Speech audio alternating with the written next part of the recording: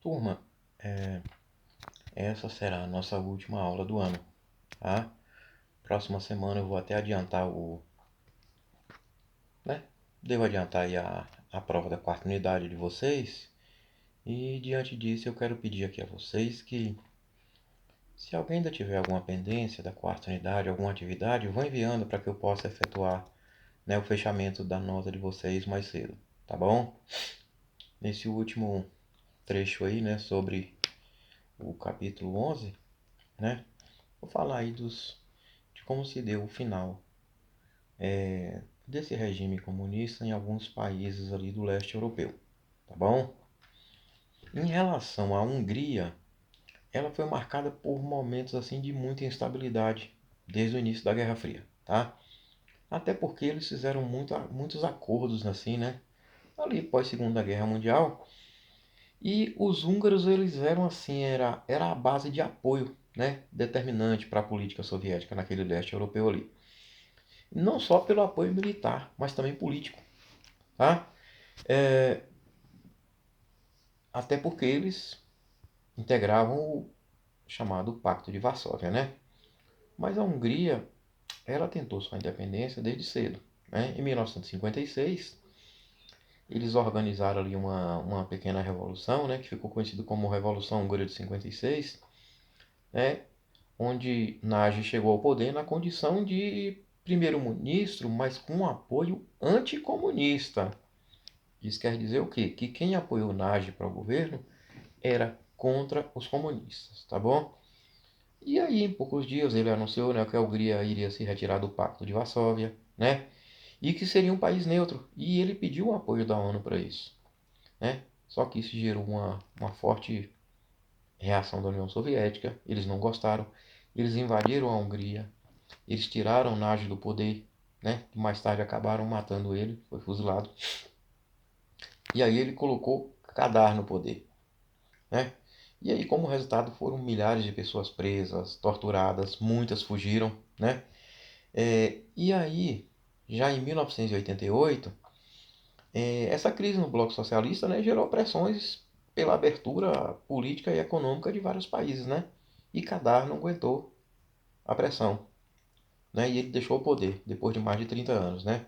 E aí o regime socialista teve fim na Hungria, tá bom? Assim, já na Romênia, as relações assim não tinham essa forte ligação com os soviéticos, né? Ali em 1945, já no final da guerra, né, eles implantaram ali um governo apoiado pelos soviéticos, né, e tornou-se um regime socialista em 1947. Já em 1955, né, sobre o governo ali do George Dieu, a Romênia assinou o Pacto de Varsóvia, né, apoiou os soviéticos até mais ou menos 1960, né, e os comunistas lá, eles governaram assim de uma forma rígida, né, e acabou com a oposição no país, tá? Só que com a morte de Dege, chega ao poder Nicolau Ceausescu, né? E ele assim, ele tentou afastar a Romênia da influência comunista, né? Da influência soviética, né? E também ele disse que não iria mais fazer parte do Pacto de Varsóvia, né? Tanto que em 1968, além de não apoiar a, a União Soviética, né, na invasão da Tchecoslováquia, ele ainda denunciou essa ação, tá? Ele fez um comunicado e acabou denunciando isso aí, né? E assim, em termos de política interna, né, ele, o governo também era opressor, né? Utilizava das forças militares, né, para reprimir qualquer tipo de revolta. E assim, nos anos 80, o Ceausescu, ele passou a ser muito criticado, assim, porque começava a abertura política, né? E aí começou muita manifestação, a repressão aumentou muito, né? Cada vez mais. E em 1989, né, a pressão foi muito grande e o regime comunista de Ceausescu acabou sendo derrubado, né? Inclusive, ele foi acusado, né, de desvio de dinheiro, né? E ele acabou sendo morto, inclusive ele e a família dele, ele e a mulher dele, eles foram fuzilados, né? Quando o regime caiu. E mas no governo dele, assim, estima-se que centenas de milhares de pessoas foram mortas, tá? Até ali mais ou menos na época da morte dele. E aí foram convocadas eleições, né, diretas e acabou com esse governo de Cessesco, né, e um governo liberal, né, de Iliescu acabou assumindo, ele se tornou presidente da Romênia. Isso aí logo depois dos anos 90, tá bom? Na Tchecoslováquia foi muito diferente. Primeiro que assim, a história política da Tchecoslováquia já era muito complicada. Né? Ela foi marcada por vários conflitos, por várias invasões, inclusive com a invasão de Adolf Hitler, né? Naquela expansão ali do nazismo. E assim, com o fim da guerra, a Tchecoslováquia ela realizou eleições, né? Para eleger seus governantes. Mas eles elegeram alguns comunistas para o poder, mas eram comunistas moderados. Mais tarde, alguns comunistas mais radicais deram um golpe e tomaram o poder, né, com influência soviética. E aí, mais tarde, esses líderes, né, mais radicais assinou, né, o Pacto de Varsóvia, aliando-se de vez, né, com os soviéticos. Já nos anos 60, Dubček ele assumiu o poder, né, e realizou assim várias medidas e acabou com o regime socialista, né? E ele começou a abrir a economia para o sistema capitalista europeu, né? E suspendeu a censura, né, do regime anterior e buscou assim estabelecer relações amistosas assim com os países, né, que eram capitalistas e independentes ali, né, da Europa. Só que como ocorreu ali na Hungria, né, as forças do Pacto de Varsóvia, eles invadiram a Tchecoslováquia, eles derrubaram o movimento, prendeu o Dubček, né?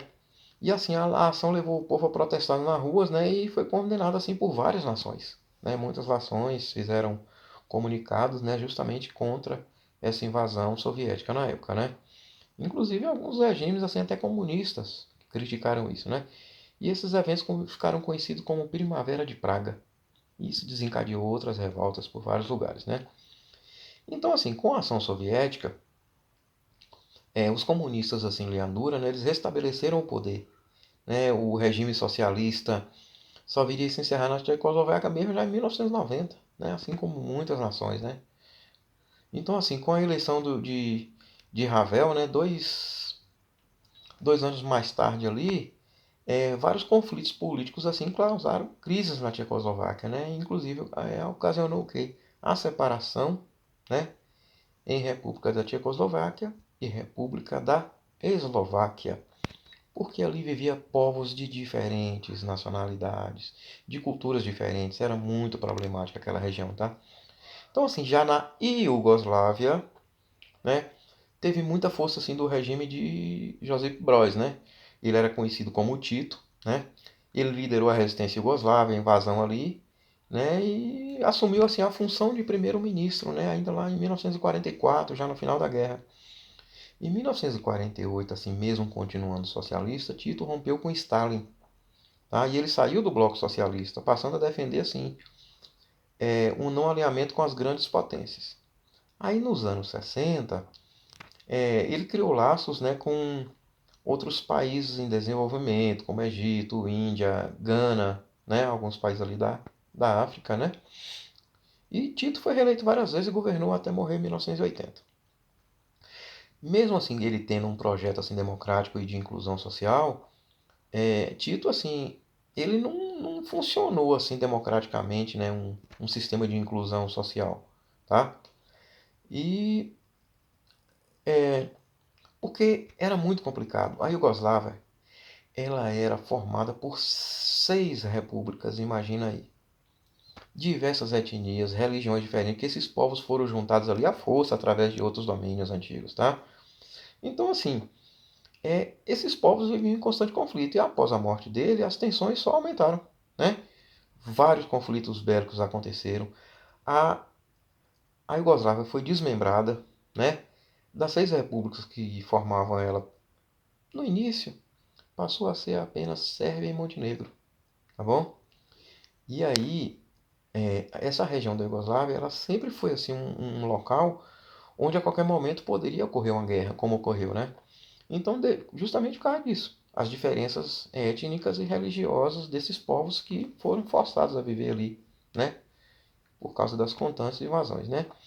E isso acabou acontecendo de forma extremamente violenta, né? Em 1992, esse conflito aí durou cerca de 5 anos, né?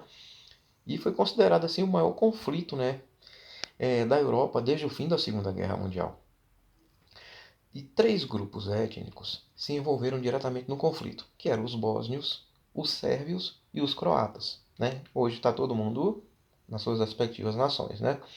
E cada grupo seguia assim uma religião diferente, né? E o que aumentava a rivalidade e acabou gerando assim um fundamentalismo religioso que perdeu o controle, né? Os sérvios eram os ortodoxos, os croatas eram católicos e os bósnios eles eram muçulmanos. 3 religiões com características totalmente diferentes. Olha que situação, né?